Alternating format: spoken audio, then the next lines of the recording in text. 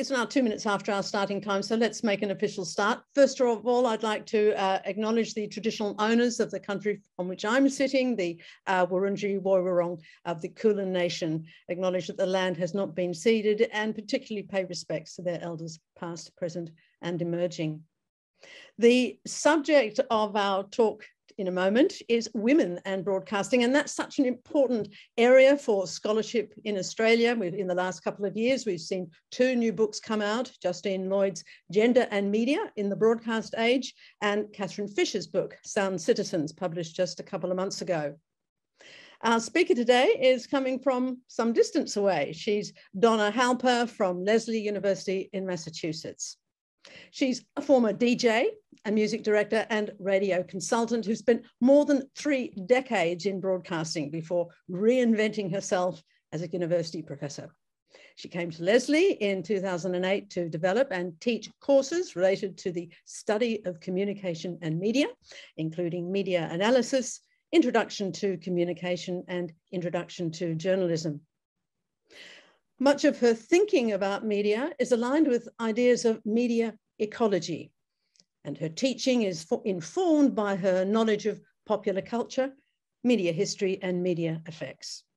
Her research interests include the study of representation of women and minorities in the media, and early baseball history, perhaps something we haven't done so much of in Australia. She's the author of 6 books and many articles, and her books include Invisible Stars, A Social History of Women in American Broadcasting. So I'm very happy to welcome Donna Halper to AMT 21 with a talk this morning called Speaking for Themselves, Constructing the Woman's Role in Early Broadcasting. Donna. Thank you so much, Jennifer. Can everybody hear me okay? I mean, I'm shouting over long distances. When I was a kid growing up, the idea that I would be able to speak at a conference in Australia was kind of like science fiction. I gotta tell you, this is such a privilege for me. I'm your basic working class kid. I came from an era when I was told that I'd never be much of anything in life. And I ended up being the first woman just about every place I ever worked. And when I started having some of these jobs in broadcasting, I started wondering, who were my mothers? Who came before me? And of course, I looked in the textbooks and found nothing. Lots of nothing. And that set me to wondering, we had to be there. We must have been there. Really? Come on, we were there.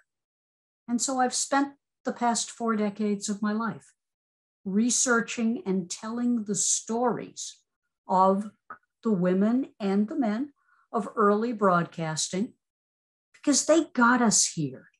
We're standing on their shoulders, and I want to make sure their stories are told.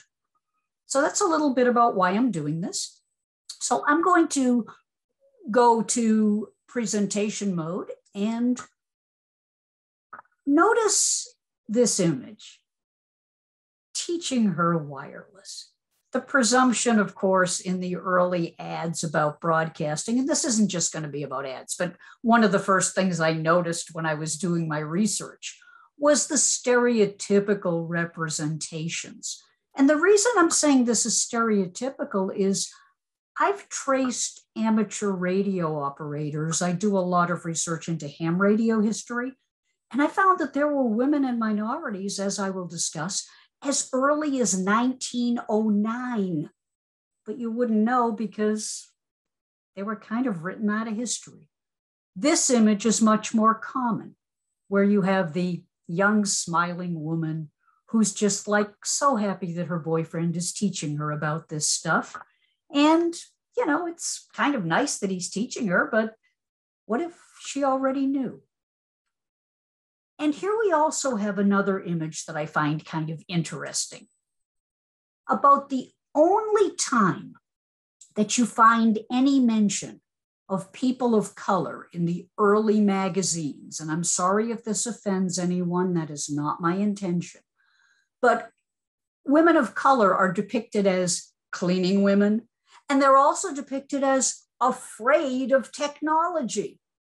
Again, research shows there were African Americans and Black people in various countries experimenting with wireless telegraphy and telephony as early as the early turn of the century. But again, they're not in the ads. And this is what people are seeing when they go to research early broadcasting. So here we have your nice middle-class family, and they're just sitting around listening to this new technology, and they're amazed by it. I gotta tell you, there was a reason why they were amazed. Radio was the first mass medium that brought people to an event in real time. That was considered impossible. Newspaper was the main way people got their information. And even the best newspapers, which came out 5, 6, 7 times a day, there was still a lag between the event and when the newspaper was published. And yet here we are, sitting in our home, listening to the radio. Radio didn't just bring you to the event. Radio did other things too. Radio was actually a very transgressive medium. I showed you that picture of the African-American cleaning woman who's allegedly afraid of technology. What a stereotype. Turns out that Black performers really benefit from this new mass medium because on radio, you can't tell what color someone is. You can't tell what body type they have. You can't tell what social class they are. As a result, radio starts transcending boundaries in many ways. It also transcends distance. You can be sitting in Boston, which is in the eastern part of the United States, and listening to a radio station in the western part of the country, 2,000 miles away, hours and hours. And there it is. Radio also does something else that's interesting. It brings back the dead. In 1921, the great Caruso, the greatest opera singer of his generation, has the misfortune of dropping dead one day. To my knowledge, he is still dead. But his music, he made a whole bunch of phonograph records. Radio played them. And suddenly people are hearing the great voices from the past as if they're still alive. So yeah, radio is perceived as a magical medium. Now, check this out. Even though radio is magical, even though, as I will discuss, in the early days, you have some women on the air, read this ad for me. What do you notice? You notice a smiling young woman, very attractive, and she's fiddling with the dials on a radio. By the way, we have an expression that is still survived today called stay tuned. Nobody tunes a radio anymore. But back in the old days, if you wanted the signal to stay, because signals faded in and out, you had to get the signal right, and then you hoped it would stay tuned. And here's this lovely young woman tuning her radio. But oh, my friends, there is a subtext here. This is a radio ad for a manufacturer. And what's his point? Our radios are so simple to use that even a woman can do it. Swell. Yep. And it turns out that quite a few women could do it. And we'll be talking about that in a minute. Here's one of those women. This is my cultural hero. One of the things I am the proudest of about my research, I wrote Eunice Randall back into history. Now I know what you're thinking. Who's Eunice Randall, Donna? Well, your country has one. Every country has one. Every country has somebody who got us here, and they've been written out. There's a line in the play Hamilton, who lives, who dies, who tells your story. Eunice Randall was the first woman radio announcer in the East. She was also one of the first newswomen, and she was a radio engineer in 1921. Her reward for all of these firsts? was to be completely forgotten until a young woman was interested in knowing who her mother was, her metaphorical mother, and started doing the research and going through the old microfilm. And I found Eunice. And I became determined to tell her story because she deserved to have her story told. She was unique. She was a groundbreaking, pioneering person who showed people that she could play in the big league. She could do the things that women weren't supposed to do, but she did them. She was an announcer on the air in Greater Boston for more than 6 years. And she got lots of fan mail. Somehow having a woman on the air, the Republic did not fall. She taught herself engineering. She taught herself Morse code. She had a couple of male mentors, and I write about them too, who were very supportive of her learning the technology. See the stuff in this picture? She made some of it. And again, the stereotype of, oh my God, it's so simple, a woman can do it. Well, if that woman is Eunice, she built it. So she really sent a message. And today, you can look in media history books in the United States, and she's there. I'm sorry, but I'm proud of that. I'm glad I was able to do that for her. I spend my life doing that kind of stuff. So yeah, that happened. And Eunice was there, and she was a role model. And imagine young girls listening in the 1920s and hearing her on the air and thinking, if Eunice can do it, maybe I can do it. This is Marie Zimmerman with her husband, Bob. Marie Zimmerman was the first woman in the United States to own a radio station. Her husband, Bob, was the guy that built it for her. And what's cool about the two of them, if we're talking about constructing roles, these were two people who just believed in egalitarianism long before it was a thing. Bob Zimmerman said in an interview, I don't know anything about business. My wife is the one who knows business. She wanted a radio station. I built her one. I'm done. My work here is done. I put it in a truck. She drives it around the city, and there you are. And Marie Zimmerman also completely forgotten. I found her. I found her living relatives. You know what's interesting? She never spoke about her time in radio. In that era, women were told that to talk about their accomplishments was like bragging. So I'm bragging for her. She was the first woman to own a radio station in the United States. And I think that's pretty commendable. Now, while I was researching, I came upon a picture that said Josie Melville was Australia's first female announcer. Maybe. One thing we can say, she was a very well-respected singer. And one of the roles in early broadcasting that was considered to be okay for women was as a vocalist or an accompanist. You find lots and lots of women in early radio that are singers and that accompany other artists, usually on piano, because middle-class women were supposed to play the piano. I would never have been a card-carrying middle-class person. I cannot play an instrument. Sorry. But Josie Melville absolutely was on the air in early 1923, March 6th, from what I can gather, on pioneering station 2CM. Was she an announcer? Iffy.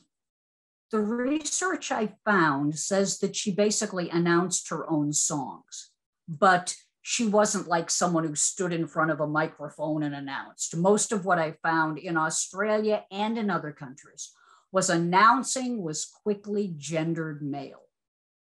Now, I know what you're thinking. Why? Today, women announce all the time.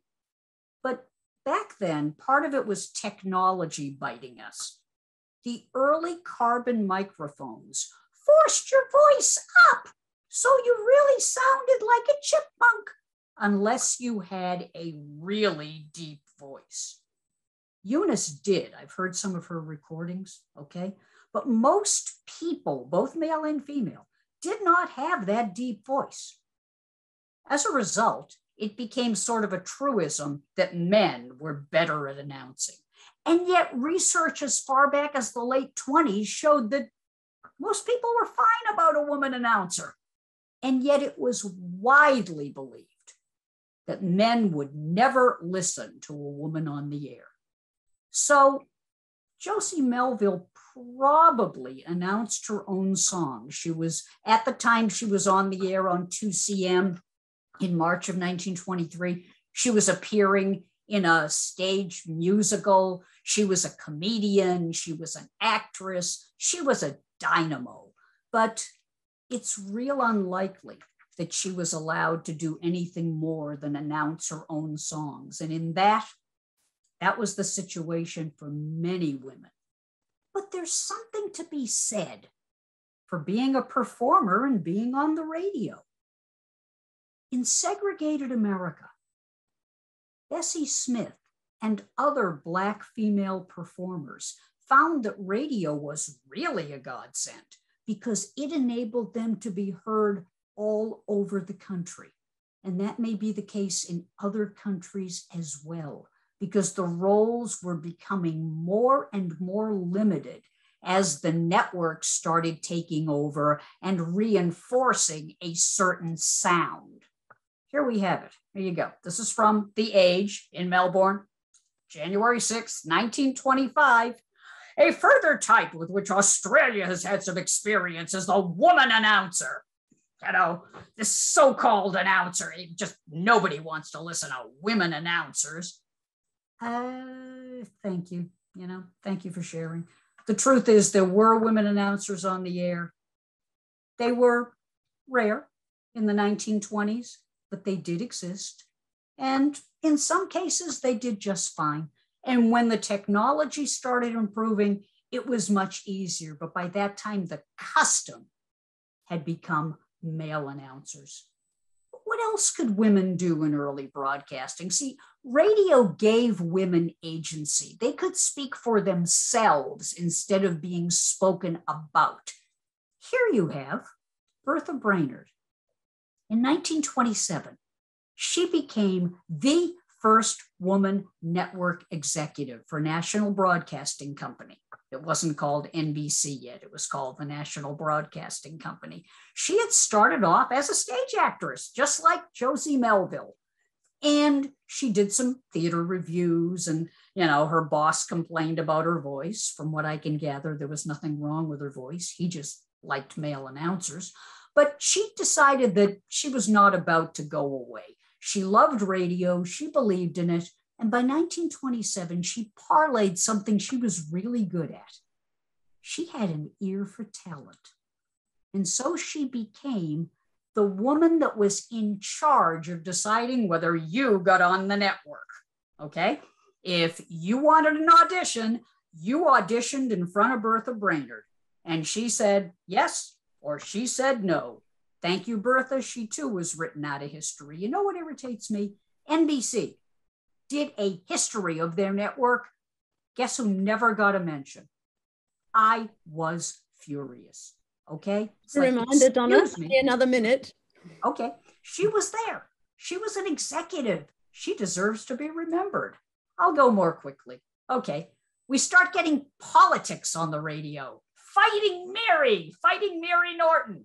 Suddenly, women get the vote. Women politicians can campaign on the air. Like I said, agency. Women can speak for themselves. First woman to give a radio talk, First Lady-wise, Mrs. Herbert Hoover. She paved the way for someone I know you've heard of, Eleanor Roosevelt. Okay, now I'm skipping through these quick because I have to, but by the 30s, we have women commentators. They're talking about the news. There's Catherine Craven. She's talking about human interest stories. And then there's me.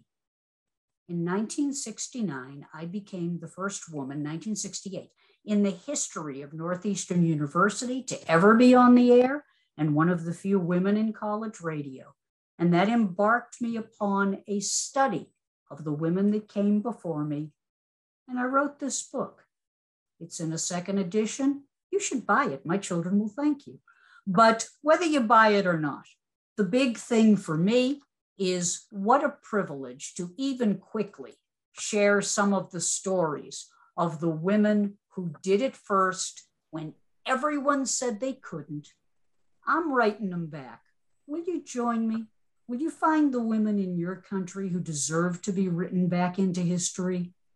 They deserve our thanks. Thank you so much, Donna Halper, for a spirited opening celebrating the place of women in broadcasting. Not just at the moment, not just in the recent past, but right back at the beginning.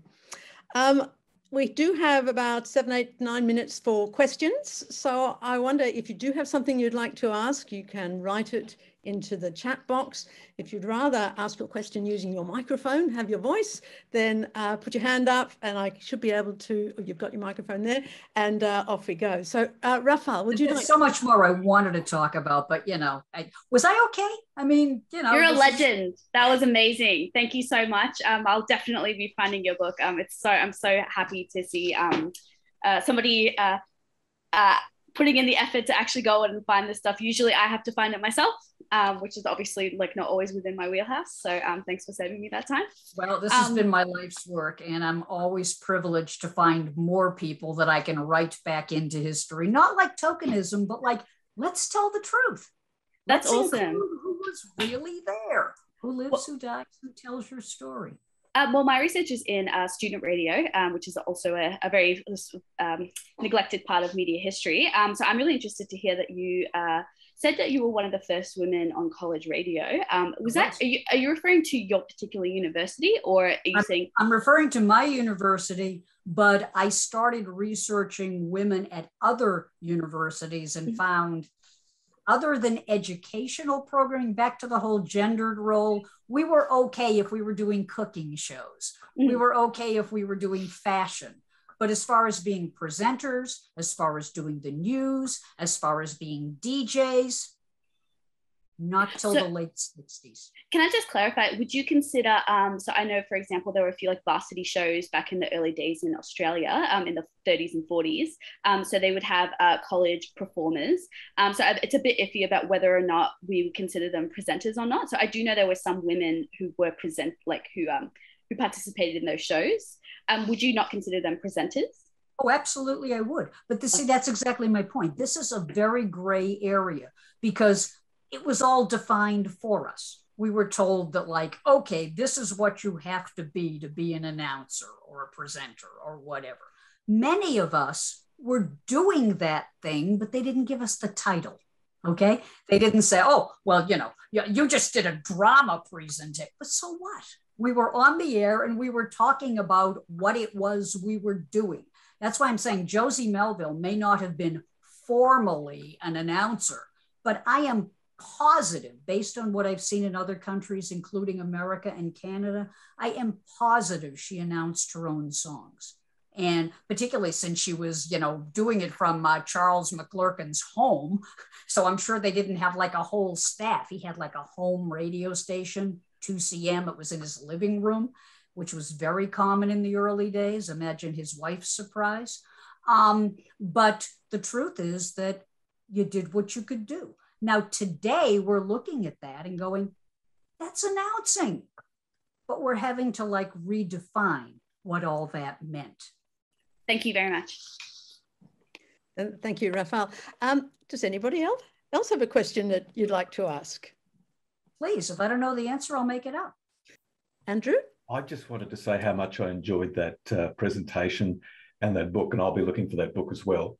My research is into early radio history. You mentioned Charles McClure, 2CM, who was an amateur in that experimental period. And certainly we do see the role of women. And I put a little note in the chat. In Australia, we had a woman who was Australia's first female engineer, Florence Violet Mackenzie, or Mrs. Mac, she was called. And there's a nice little biography come out on her, I think last year, called Radio Girl. But she was a remarkable woman and forgotten for many years until I think the amateur radio community sort of recognised it, but broadly she wasn't known. So it's great to see this sort of recognition finally finally happening. Absolutely. Thank you. And somebody asked in the chat, thank you, Andrew. Somebody asked in the chat, and forgive me for butchering Charles's name. It wouldn't be the first time, and it probably won't be the last, but I remember a station, 2CM. The reality is that, yes, I do know about those books. I love books. I love reading about firsts in different places. We are rediscovering so many people. And I'd like to know who some of the early Aboriginal people were who were on the radio. I'd like to, the whole area. I do a lot of research into the Negro Leagues. Baseball was segregated in America, unfortunately, and de facto segregated in a few other countries. And I do research into the sports writers and the sportscasters who covered these folks so that we know about what they did. So, those kinds of things are very interesting to me. The more I can find out, the happier I am. I'm so glad some things are now digitized because I can find out more about different countries and not just focus on America. Thank you very much. And Janine's just noted in the chat the two books that I mentioned at the very beginning. I mean, here's one of them, Justine. So there is... Can't wait to get them. Can't wait to get them. Yeah, a lot of work taking place finding the history of women in broadcasting and in all media in Australia, but particularly broadcasting, because it is so hard sometimes to find the archival records that take you there. And I just wonder, look, Rafael has just asked, I don't know if you can see this clearly. Gender and Media and the Broadcasting Age, yes. By Justine. I haven't got Catherine Fisher's. It's called Sound Citizens, and it looks at the way in which radio enabled women to have a different kind of voice in the public sphere. Does anybody else have a question they'd like to put at the moment? There's just one I'd like to ask you, Donna. I mean, because you showed us ads at the beginning and the ad of the family sitting around listening to the radio. And I noticed that while Dad and the son and daughter had their headphones on, Mum was standing up and she couldn't actually hear what was going on. And I just wonder if there is a kind of generational difference in the way women were perceived as users of this new technology. But don't forget, Jennifer, she's supposed to be happy because her family is happy, because that's all she's supposed to want. And that was if we're going to talk about dominant discourses, that was a very dominant discourse. The good wife, the good mother, the person who just she's so glad that there's a radio and she'll listen when it's her turn. So I think that ad has a whole subtext, just like the ad with "It's so simple, even a woman can use it."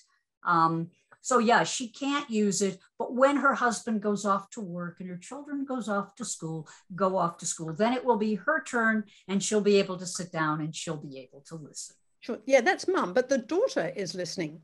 The younger the next generation. Absolutely. Represented slightly differently. Yes, but again, the myth is the brother gets the sister into this. Left to her own devices, the sister would have no idea. But now she suddenly realizes that there's radio shows. And here's another very common role for women in radio in the early days: story lady. Okay, Eunice Randall started off as a story lady. Okay, and this was considered like the kiddies at night when they're about to go to bed. You can read them a lovely story. Nothing wrong with it, but I'm just saying the expectation was that the girl would listen, but only because her brother taught her about it. And he would build the set and she would be appreciative. We see a whole bunch of magazine covers where that dynamic is playing out. That's what bothers me about that whole thing. Eunice was building sets, and she's never depicted that way. She never is, nor are any of the other women of that generation who were doing unusual things. And when they do it, it's almost kind of like, well, but her brother is really in favor of this, that sort of thing. So I agree with you about the generational shift, but we don't start seeing this showing up in ads probably for about another 15 or 20 years, and probably not during the war, the whole Rosie the Riveter, we can do it kind of period of time. Is that the same in Australia as well? I think it probably would be to some extent, but look, I've just realised it's now 17 minutes past 11 and we probably haven't got time for any more questions. Thank you so much, everybody, for being here.